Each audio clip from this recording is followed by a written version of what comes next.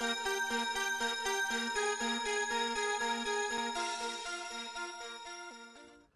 байна уу? Намайг Төмөр Хатраа хөхтэй Оюутия гэдэг.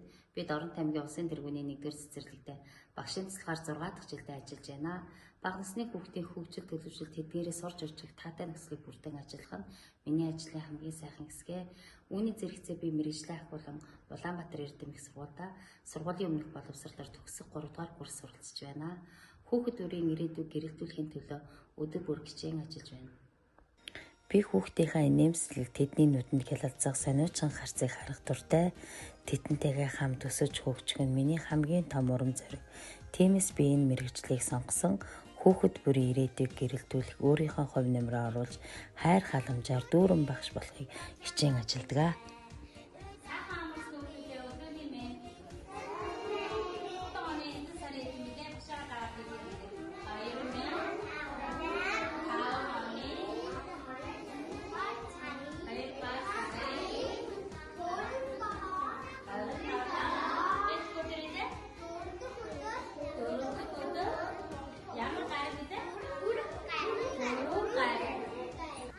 Хүүхэд бүр зөв дадал хэвшүүлэх нь тэдний өөртөө итгэх итгэл бие даах чадварыг хөгжүүлдэг.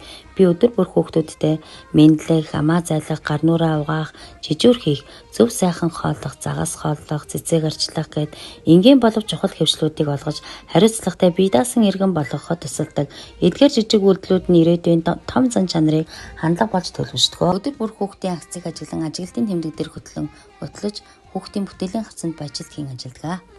2024-с 25 оны хичээлийн жилд дадал хэвшлийн эхлэх цэгийн үнэлгээг 60% авч, явцсан үнэлгээг 78.8% авч, агцсан 18.8% өссөн байдаг. Хүүхдийн хөгжлийн явц, хүүхдийн ялгаатай хэрэгцээнд тулгуурлан STEM танхимтай бөгөөд хүүхдүүдийн шинжлэх ухаанч, технологи, инженерчил, математик үндсэн сур олгоход тусалдаг. Бүлгийн багштайгаа хамтран STEM-ийн аргаар хүүхдийг сониуч цанг бүтээл сэтгэлгээг хөгжүүлэх анхаарч ажилдаг. Мөн бид хоёулаа STEM-ийг сургагч багшаар төгссөн тул хүүхдүүдэд илүү үр дүнтэй, сонирхолтой сургалт явуулах боломжийг бүрдүүлдэг.